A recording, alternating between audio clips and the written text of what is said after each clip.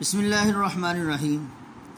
عزیز طلباء، اس ویڈیو کے اندر ہم تفہیم عبارت یعنی پیراگراف نمبر 4 پڑھیں گے اور اس سے متعلقہ سوالات صفحہ نمبر 119 ہے۔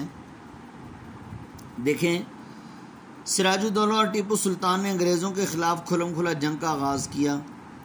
فوجی طاقت سے بر صغیر کے آزادی طلب عوام کو انگریزوں نے کچلا، مگر جذبہ حریت نہ دب سکا۔ جذبہ حریت آزادی کا جذبہ 1857 یعنی 1857 تک چنگاریاں چمکتی اور بجھتی رہیں۔ آخر مئی 1857 یعنی 1857 کو چنگاری نے شعلہ بن کر فضا کو اپنی گرفت میں لے لیا۔ آگ اور خون کا طوفان اٹھا۔ اس قیامت خیز ہنگامے میں عوام کا نقصان تو اتنا ہوا جس کا اندازہ لگانا مشکل ہے، مگر کمزور عوام نے ایک مرتبہ استحصالی طاقت کو مزہ تو چکھا ہی دیا۔ توپ و تفنگ نے مظلوم عوام کی تاریخ و ثقافت کے بھرے بھرے محل کھنڈر کر دیے، لوگوں کو تباہ و برباد کر دیا، ملک کا نقشہ پلٹ دیا۔ اب کی مرتبہ یہاں کے قومی رہنماؤں نے سرد جنگ کے بعد گرم معرکے کی تیاری کر لی۔ کانگریس، خلافت تحریک اور مسلم لیگ اسی جنگ کے ادارے بنے۔ ان تنظیموں نے عملی حکمتوں سے عوام کو بیدار کیا، صفوں کو منظم کیا اور دشمن کو للکارا اور نئے نئے مورچے بنائے۔ پہلی جنگ عظیم میں آزادی کے امکانات ابھرے۔ دوسری جنگ عظیم کے بعد جدوجہد کامیابی کے قریب پہنچ گئی۔ اس مرحلے میں صدیوں حکومت کرنے والی قوم نے قائد اعظم رحمۃ اللہ علیہ کی قیادت میں علامہ اقبال رحمۃ اللہ علیہ کے خواب کی تعبیر ڈھونڈنا شروع کی۔ اس راہ میں خون کے سمندر اور آگ کے جنگل ملے اور قوم بسم اللہ کہہ کر آگے بڑھی۔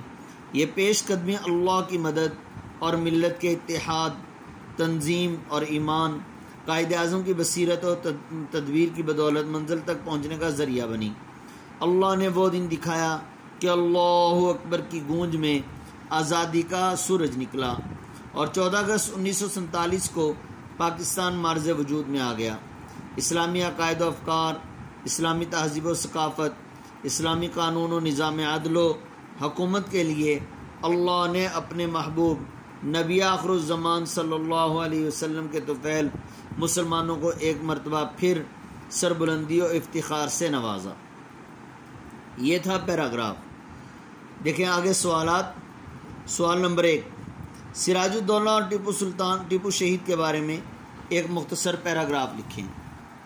جی، سراج الدولہ بنگال کا حکمران تھا۔ نواب علی وردی خان کے بعد بنگال کا حکمران بنا۔ انگریزوں کے خلاف اعلان جنگ کیا۔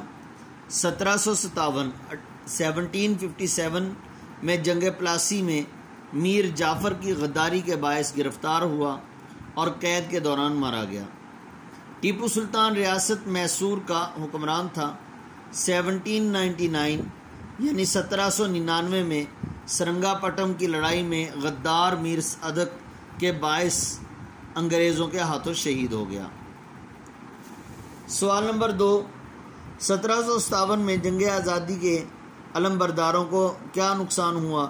چند سطروں میں لکھیں۔ اس کا جو ہے وہ جواب کتاب سے بھی آپ دیکھ سکتے ہیں۔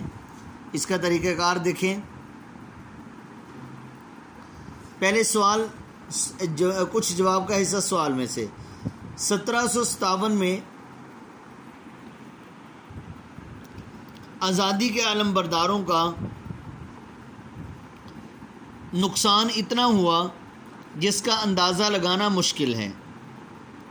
نقصان اتنا ہوا جس کا اندازہ لگانا مشکل ہے۔ توپ و تفنگ نے مظلوم عوام کی تاریخ و ثقافت کے بھرے بھرے محل کھنڈر کر دیے، لوگوں کو تباہ و برباد کر دیا، ملک کا نقشہ پلٹ دیا۔ یہاں تک جواب ہوگا اس کا، اور جو لکھا ہے وہ بھی دیکھ لیں۔ 1857 کی جنگ آزادی میں آزادی کے علمبرداروں کو بڑے نقصانات کا سامنا کرنا پڑا۔ خاص طور پر مسلمانوں پر مقدمات چلائے گئے، انہیں توپ سے باندھ کر اڑا دیا گیا، ان کے مکانات اور جائیدادیں چھین لی گئیں، مسلمانوں کی تہذیب اور تاریخ کو مسخ کرنے کی کوشش کی گئی۔ سوال نمبر 3، علامہ اقبال مرحوم کے خواب سے کیا مراد ہے؟ اس کا جواب دیکھیں۔ علامہ اقبال مرحوم کے خواب سے مراد یہ ہے کہ اقبال یہ چاہتے تھے کہ مسلم اکثریتی علاقوں کو بر صغیر سے الگ کر کے اسلامی مملکت قائم کر دی جائے جہاں مسلمانوں کی حکومت ہو۔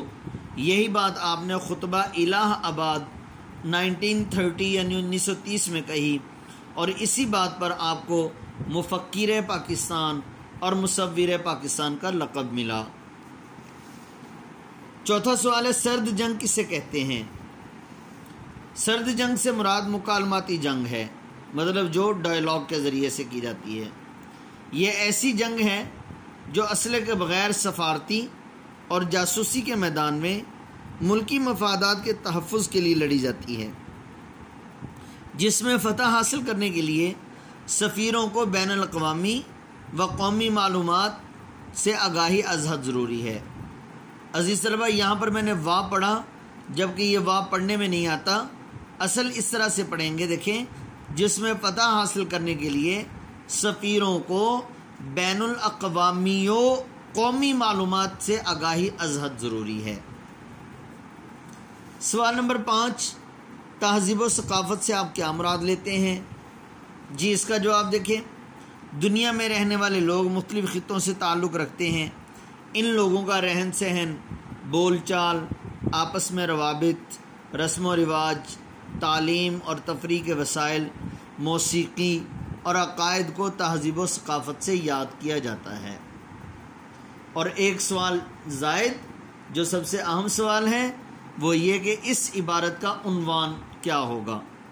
تو اس عبارت کا عنوان، یہ چھٹا سوال کا جواب میں نے دیا ہوا ہے، یہ دیکھیں، اس عبارت کا عنوان مسلمانان ہند کی جد و جہد آزادی، مطلب یہ ہے مسلمانان ہند کی آزادی کی جد و جہد، یہ اس کا عنوان ہوگا۔ تو اس ویڈیو کے اندر ہم نے پیراگراف نمبر 4 پڑھا، سوالوں کے جواب اچھی طرح یاد کر لینے ہیں آپ نے۔ السلام علیکم ورحمۃ اللہ وبرکاتہ۔